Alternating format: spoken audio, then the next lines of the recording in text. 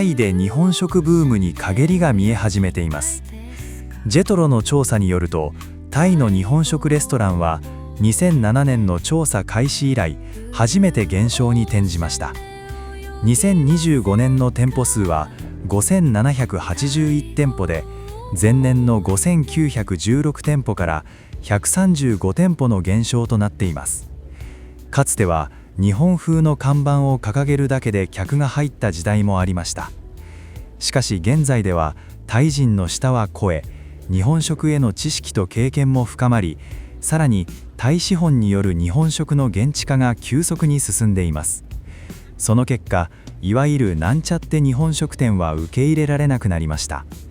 特に閉店した店舗の多くは差別化に失敗した中価格帯の大衆店。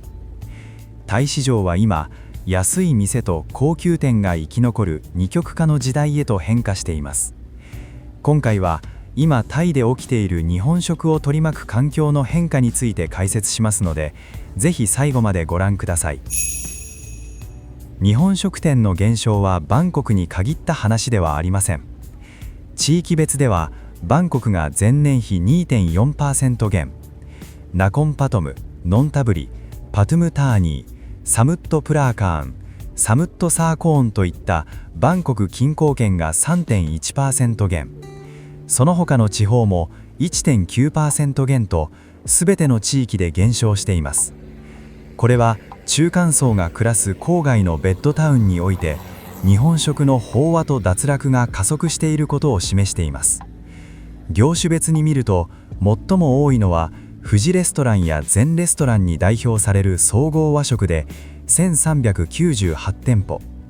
次いで寿司1250店舗、ラーメン823店舗、居酒屋459店舗、すき焼きしゃぶしゃぶ437店舗となっています。店舗数が増加したのはラーメン前年比 2.6% 増と喫茶 6.4% 増のみで、鉄板焼きは横ばい、その他の業種は全て減少しました。中でも大きな打撃を受けているのが焼肉店と丼専門店で、それぞれ 9.0%、8.6% の大幅な減少となっています。丼料理はガパオやカオマンガイなどの安価なタイ料理と競合し、焼肉や日本式鍋はムーカタやタイスキ、さらには中国系火鍋チェーンとの激しい競争に直面しています。ただし、全ての店舗が苦戦しているわけではありません。高級和牛を提供する焼肉店や圧倒的なコストパフォーマンスを実現した食べ放題型の店舗など、明確な強みを持つ業態は成長を続けています。では、なぜ日本食レストランの減少が進んでいるのでしょうか。現在のタイ市場を理解する上で最も重要なキーワードは客単価の二極化です。現在のタイ経済は複雑な局面を迎えています。観光業の回復は道半ばにあり、政府によるデジタルウォレットなどの景気刺激策もその効果は限定的です。一方で一般市民の家計は物価高騰の直撃を受け、家計債務比率も高い水準で推移しています。こうした経済環境の変化は人々の消費行動に大きな影響を与え、タイの日本食レストラン市場に明確な二極化をもたらしました。高価格帯や独自性を持つ店舗が堅調な需要を維持する一方で、差別化の難しい中低価格帯の店舗や大衆店はコスト増と買い控えの厳しい波にさらされているのです。バンコクのナイトマーケットや郊外や地方都市のモールを覗いてみると、そこにはタイ資本が運営する1個10バーツ約50円の寿司や1杯99バーツ約500円のラーメンが人気です。これらは格式高い日本食というカテゴリーではなく、タイ人の日常生活に溶け込んだ新スタイルのタイの日常食です。ここでは安さと利便性が優先されます。日本企業が味で勝負しようとしても、この価格帯では太刀打ちできません。一方でトンローやプルンチットエリアには1食5000バーツ約2万5000円を超える完全予約制のおまかせ寿司がいくつもあります。ここでは富裕層を中心に今朝豊洲で競り落とした本マグロにお金を払います。彼らにとってこの金額は決して高い食事代ではないのです。そして今最も厳しい状況にあるのが、その中間に位置する400から1000バーツ、約2000から5000円の価格帯です。なぜこの価格帯が厳しいのか。例えば家族4人で外食に行くとしましょう。400バーツの定食を4人分、それにドリンクやサービス料、税金を加えればあっという間に2000バーツを超えます。これはタイの中間層にとっては少ない出費ではありません。また近年のタイ人の本場の日本食経験も要因の一つです。円安の影響で多くのタイ人が日本を訪れています。リピーターも多く、日本各地で様々な日本食に触れています。2025年の最新統計によると、訪日タイ人数は約123万人、訪タイ日本人数は約109万人、訪日タイ人数は訪タイ日本人数を上回っています。そして訪日予定のあるタイ人の7割は過去に訪日経験のあるリピーターです。彼らは日本で高品質な日本食を比較的安価に体験しており、この経験が現地での日本食に対する評価基準をさらに高めています。日本に行けば500バーツ出せばクオリティの高い日本食が食べられる。なぜ本国より高い金を払って質の低いものを食べなければならないのかという疑問に明確な回答を提示できない中価格帯の大衆店からは客足が遠のいているのです。高いなら特別であれ、安いなら徹底的に安くあれ、そのどちらにもなれない店が今消えているのです。今タイでは職人が握る寿司よりもみんなで作る鍋が選ばれています。これは単なる流行ではなく、食事の価値観そのものの変化です。最新の消費者動向調査では、タイ人女性の実に 78% が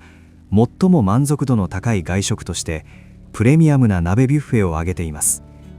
一体なぜタイ人は鍋を愛するのでしょうか。そこにはタイ人の DNA に深く刻み込まれた3つの文化的心理的必然が存在します。サヌーク、楽しさの具現化としての参加型エンタメ。タイ文化の根幹にあるのはサヌーク、楽しむことです。食事は単なる栄養補給ではなく、仲間との時間を楽しむライブイベントです。寿司は熟練の職人が完成形を握り、客はそれをいただくという完結型受動的な食事ですが、バンコクの高価な寿司屋ではそこにいろいろなエンタメ要素を加えた見せる寿司屋も増えています。鍋は自分たちで具材を選び、スープの味を調整し、何種類もの調味料で自分好みの独自のタレで楽しむ能動的な食事です。この自分たちが主役になって作り上げるプロセスがサヌークを愛するタイ人の気質に合っているのです。タイ人にとって鍋は食事であると同時に最高のレクリエーションなのです。サーモン信仰という名の最強の付け合わせ。タイ人は無類のサーモン好き。至る所でさまざまなサーモン料理が楽しめます。タイにおけるサーモンはもはや単なる食材ではありません。現在の鍋店は牛肉の質以上にサイドメニューである刺身グレードのサーモンの質が成功には欠かせません。熱々のしゃぶしゃぶと冷たく脂の乗った生サーモンの刺身のコラボレーション。この御礼のハイブリッド食がタイ人の脳内報酬系を強く刺激する勝ちパターンなのです。美意識と健康トレンドの融合。美容大国でもあるタイ。女性たちの美に対する執着はとても強く、サプリメントや美容整形への投資額はアジアでもトップクラスです。そんな彼女たちにとって揚げ物や炭水化物は要注意。しかし茹でる調理法である鍋は彼女たちにこれはダイエット食であるという免罪符を与えてくれます。野菜、キノコ、そして高品質なタンパク質。この組み合わせが私は贅沢をしているけれど同時に体にも良いことをしているという心理的な満足感を生みます。この罪悪感の払拭が彼女たちの足を高級な日本式鍋店に向けさせるのです。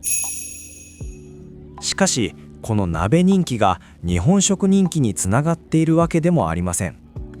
タイ人は鍋が好きだから安泰という説がありますが、最新データでは鍋料理店も減少停滞の傾向にあります。日本式のしゃぶしゃぶやすき焼きの店舗数は437店舗で横ばい、あるいは微減傾向にあり、成長ジャンルとは言い難い状況です。その大きな理由が強力な競合の存在です。まずタイ人にとって身近な焼肉と鍋の両方を兼ね備えたムーカタ。近年はビュッフェ形式で安価なムーカタ店が増えています。さらに日本の飲食店オーナーを悩ませているのが多国資本による猛追です。特に中国から進出してきたハイディラオ、海底捞火鍋に代表される超大型火鍋チェーンは、日本食が独占していたプレミアムな外食体験のシェアを奪っています。彼らが提供するのは過剰なまでの接客サービスと圧倒的な資本力による豪華な内装です。これに対抗するようにタイ資本の日本食チェーンも進化を遂げました。彼らは日本人が好む味ではなく、タイ人が通い続ける味を分析しています。甘めのタレ、たっぷりのマヨネーズ、そして見た目のインパクト。これらを日本ブランドの半分以下のコスト構造で実現し、モールの中心部を占拠しています。これらの競合は楽しさ、価格、体験価値のすべての面で日本式鍋と競争しており、日本式というだけでは差別化が難しくなっています。タイにおける鍋料理は依然として人気の高いジャンルであるものの、その主役は日本式鍋だけではなくなり、激しいシェア争いの中に置かれているのです。この逆風の中でも店舗数を伸ばしているのがラーメンと日本式カフェです。これらの業態が強い理由は、タイの消費の財布の紐を握る女性層の支持にあります。タイの外食市場において意思決定の中心にいるのは女性層です。彼女たちは SNS を通じて情報を収集し、外食の選択を行います。そのため現代の日本食レストランには味だけでなく SNS 映えや体験価値が求められています。今のタイで流行っている店は飲食店を超え、一種の撮影スタジオとしての完成度が求められています。シェフが目の前で肉を炙り、炎が上がるパフォーマンス、ドライアイスの煙の中から現れる刺身盛り合わせ、料理を運ぶ際、店のスタッフは客がスマホを構えるのを待ちます。今が取り時ですと合図を送り、最も映える角度で皿を置く。料理の味以上に重要なのは、その料理が SNS でどう映えるかなのです。料理の演出や店舗デザイン、サービスの細部に至るまで、顧客が共有したくなる体験を提供できるかどうかが成功の鍵となっています。彼女たちは一食に大金を払うことで、洗練された最新スポットにいる自分というデジタルなアイデンティティも購入しているのです。この承認欲求の充足までが彼女たちにとっての日本食の味の一部なのです。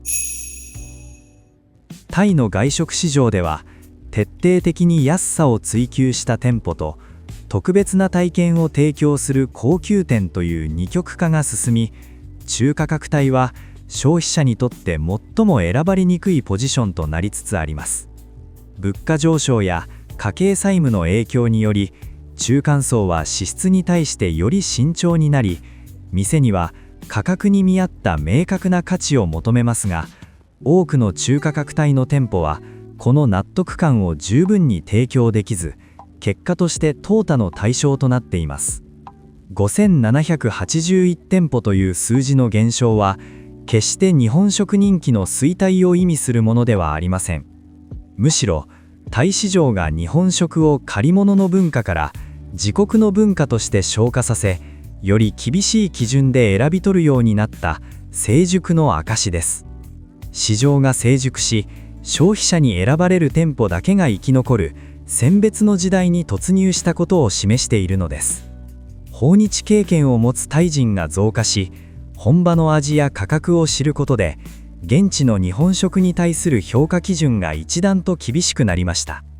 日本食であること自体が差別化にはならなくなり、品質やストーリー、体験価値が求められる時代へと移行したのです。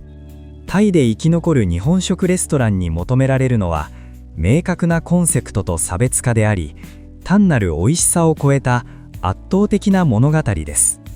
コストパフォーマンス、SNS 映え、体験価値を満たせない店舗は市場から淘汰されていきます。あなたはタイで日本食を食べますか？食べるならどんなものですか？